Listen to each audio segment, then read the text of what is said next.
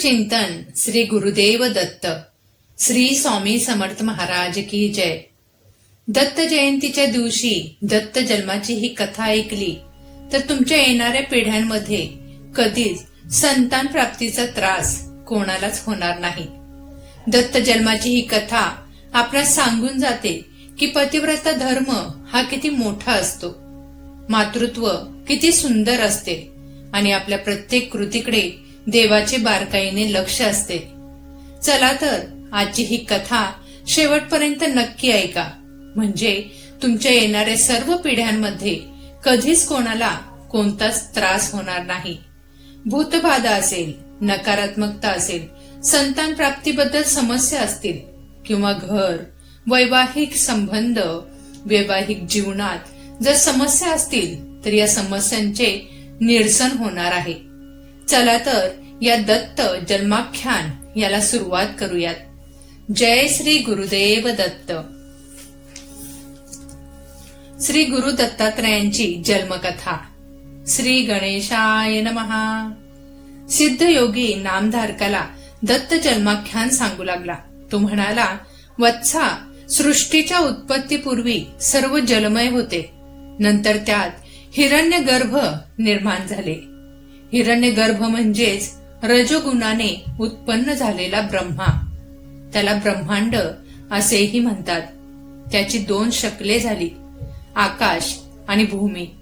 ब्रह्माने त्यामध्ये 14 भुवनांची रचना केली। 10 दिशा, काळ, मन, बुद्धी, वाणी व कामादी षडविकार उत्पन्न केले। मग त्या सृष्टीची विस्तृत रचना करण्यासाठी मरीची, अत्री, अंगिरस, पुलस्त्य, पुलह, क्रतु आणि वसिष्ठ असे 7 मानसपुत्र म्हणजेच सप्तर्षी निर्माण केले। अनसुया ही अत्री ऋषींची पत्नी, ती महान पतिव्रता होती। पतिसेवेने तिचा पुण्य प्रभाव इतका वाढला की त्या पुण्याईच्या बळावर ती स्वर्गाची स्वामिनी होते की काय अशी देवांना चिंता वाटू लागली। इंद्रादिकांनी ब्रह्मा, विष्णू आणि महेश यांची भेट घेऊन या चिंतेचे निवारण करण्यास सांगितले। इंद्र म्हणाला, अनसुया पतिभक्त आहे, तिचे अलौकिक आचरण पाहून सूर्यही घाबरतो। तिला त्रास होऊ नये म्हणून अग्नी, वायू, पृथ्वी हे सर्वच सौम्य होतात। तिला उपद्रव झाल्यास ती आम्हाला शाप देईल की काय अशी सतत भीती वाटत असते। यावर काहीतरी निश्चित उपाय योजना करावी। अनसुयेचे सत्व पाहण्यासाठी ते भिक्षुक रूपाने अत्रीच्या आश्रमात आले। त्यावेळी अत्री ऋषी अनुष्ठानासाठी बाहेर गेले होते। आश्रमात अनसुया एकटीच होती। त्यांनी तिला हाक मारली व म्हणाले, आम्ही ब्राह्मण अतिथी खूप भुकेलेलो आहोत, तुम्ही इच्छा भोजन देता अशी कीर्ती ऐकून येथे आलो आहोत। अनसुयेने त्यांचे यथोचित स्वागत केले। ते म्हणाले, आम्ही स्नानादी कर्मे करूनच आलो आहोत, अत्री येईपर्यंत थांबणे आम्हाला शक्य नाही। त्वरित भोजन देत असाल तर ठीक, तर आम्ही जातो। त्यांचे म्हणणे मान्य करून अनसुयेने त्यांना आश्रमात नेले। त्यांना पाटावर बसवले, पात्रे मांडली। तेव्हा भिक्षुक म्हणाले, हे सती, आम्ही तुझ्या सौंदर्याची कीर्ती ऐकून येथे आलो आहोत। तुझ्या हातच्या स्वयंपाकाची चव घ्यावी आणि तुझे विवस्त्र सौंदर्य पाहावे अशी आमची इच्छा आहे। तू नग्न होऊन आम्हाला वाढणार असशील तरच आम्ही जेवू, अन्यथा निघून जाऊ। हे ब्राह्मण आपले सत्व पाहण्यासाठी आलेले कोणीतरी श्रेष्ठ महात्मा आहेत हे अनसुयेच्या लक्षात आले। अतिथी विन्मुख गेले तर पतीच्या आज्ञेचे उल्लंघन, विवस्त्र होऊन वाढावे तर पतिव्रतेचा धर्म मोडतो। प्रसंग बिकट आहे, मार्ग तर काढलाच पाहिजे। आज माझ्या पतीच्या तपश्चर्येचीच परीक्षा आहे, तीच माझे रक्षण करेल असा विचार करून तिने अतिथींच्या मागणीला होकार दिला। ती स्वयंपाकघरात गेली, तेथे विवस्त्र होऊन पक्वान्नांची पात्रे उचलली व माझ्या पतीची तपश्चर्या श्रेष्ठ असेल तर हे तिन्ही अतिथी लहान बालके होतील असे म्हणून ती बाहेर आली।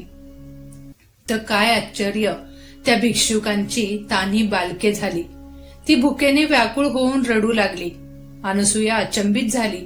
मग स्वतःला सावरून वस्त्रे नेसून आली. मातृसुलभ वात्सल्याने तिला पान्हा फुटला. तिने एकेकाला मांडीवर घेऊन त्यांना स्तनपान दिले.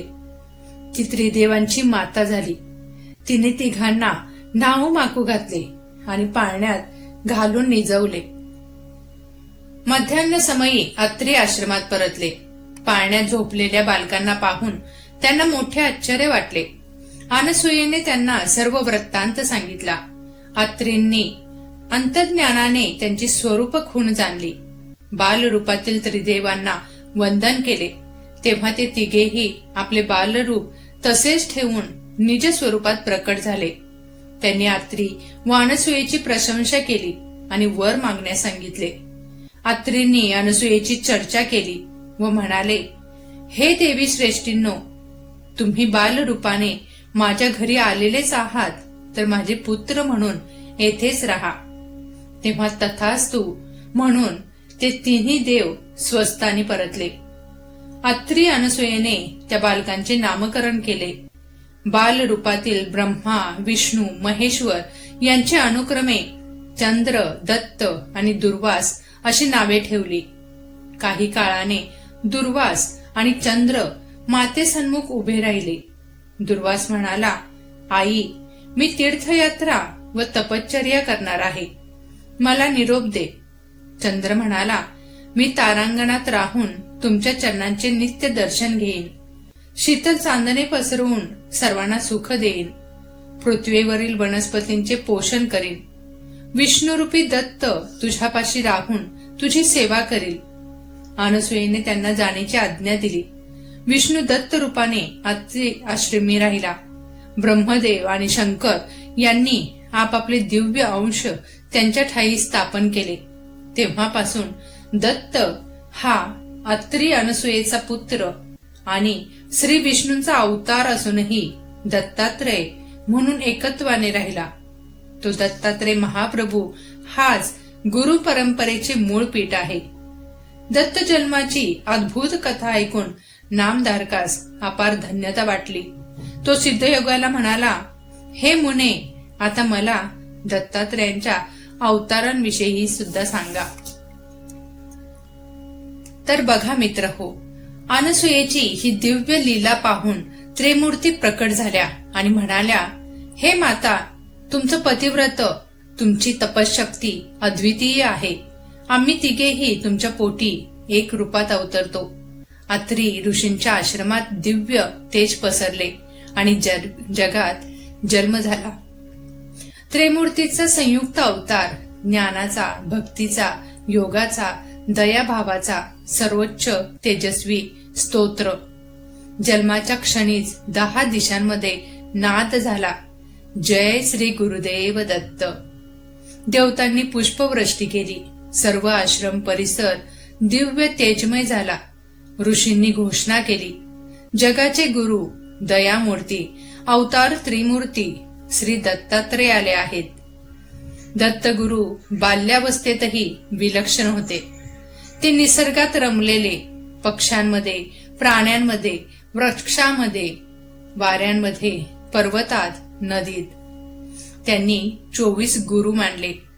माती, आकाश, वारा, अग्नी, नदी, साप, कोळी, मृग, समुद्र इत्यादी.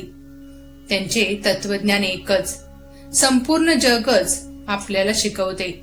आपण फक्त शिकण्यास तयार असावं. त्रिमूर्तींनी घेतलेला हा अवतार होता धर्म रक्षणासाठी, कलियुगात भक्तांच्या कष्टांचे निवारण करण्यासाठी, पितृदोष शांती देण्यासाठी, साधकांना योग्य मार्ग दाखवण्यासाठी, समाजाला परमार्थाचे दीप देण्यासाठी. अशी आहे दयामूर्ती श्री दत्तात्रय यांची जन्मकथा. ही कथा ऐकणाऱ्यांचे मन शांत होते, पापांचा नाश होतो आणि दत्तगुरूंची कृपा लाभते. शेवटी एकच म्हणावेसे वाटते, जय श्री गुरुदेव दत्त. अवधूत चिंतन श्री गुरुदेव दत्त. श्री स्वामी समर्थ महाराज की जय. चला तर मित्र हो, तुम्हाला ही दत्त जन्मकथा कशी वाटली मला कमेंटमध्ये नक्की सांगा. आणि कमेंटमध्ये श्री स्वामी समर्थ आणि श्री गुरुदेव दत्त लिहायला विसरू नका. ही कथा जास्तीत जास्त लोकांपर्यंत शेअर करा, म्हणजे त्यांना सुद्धा या कथेचा अनुभव येईल आणि त्यांच्या सुद्धा जीवनातील समस्या हे सुटतील. चला तर आपण परत एका नवीन कथेसह येणार आहोत. तोपर्यंत श्री स्वामी समर्थ. जय जय स्वामी समर्थ. धन्यवाद.